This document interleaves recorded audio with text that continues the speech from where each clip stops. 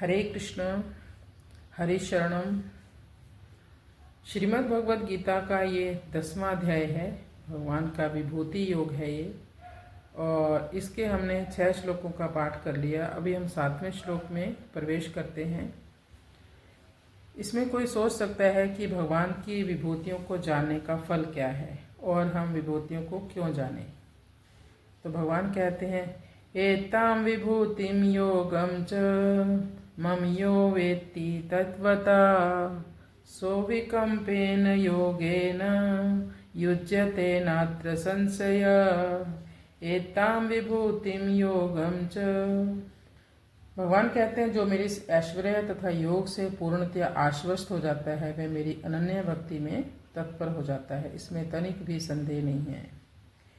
ये सब विभूतियाँ जो अभी तक वर्णन की गई हैं 3, 4, 5, 6 श्लोक में, जो मेरी इन विभूतियों को जान लेता है तो वो मेरा भक्त बन जाता है।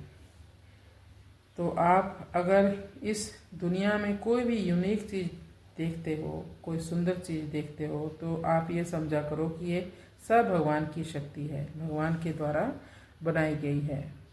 मान लो किसी को विवेक या ज्ञान प्राप्त हो, बहुत ही इंटेलिजेंट कोई हो, तो वो जो ज्ञान प्राप्त हुआ है वो भी भगवान के द्वारा ही उसको मिला है। सो विकम्पेन योगेन युज्यते, वह अविचल भक्ति से युक्त हो जाता है। इसमें कोई संशय नहीं कि वो सीधे भगवान के धाम को ही जाता है। नात्र संशय, इसमें कोई संदेह नहीं। ऐसा कहने का मतलब है, अगर उसको कहीं भी किंचित मात्र भी संदेह होता तो उसने मेरे को तत्व से नहीं माना होता, कारण कि उसने मेरे योग को अर्थात विलक्षण प्रभाव को और उससे उत्पन्न होने वाली विभूतियों को, मेरे ऐश्वर्य को मेरे से अलग मानकर महत्व दिया है। संसार में जो कुछ विलक्षणता विशेषता दिखाई देती है वैसा भगवान का योग अर्थात विलक्षण प्रभाव यानी सामर्थ्य है। उस विलक्षण प्रभाव से प्रकट होने वाली विशेषता विभूति है।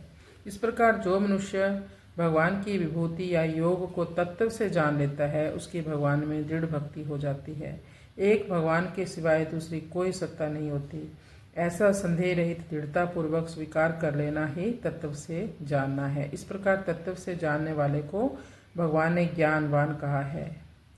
अविकम्प यानी अविचल होकर भगवान की भक्ति करना।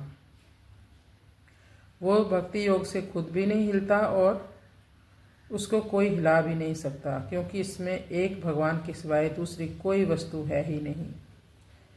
ये भगवान की महानता है। सबकी इच्छाएं भगवान ही पूरी करते हैं, तभी हमें भगवान के ऐश्वर्य को जानना परम आवश्यक है, ताकि हम भगवान की शरणागति प्राप्त कर सकें।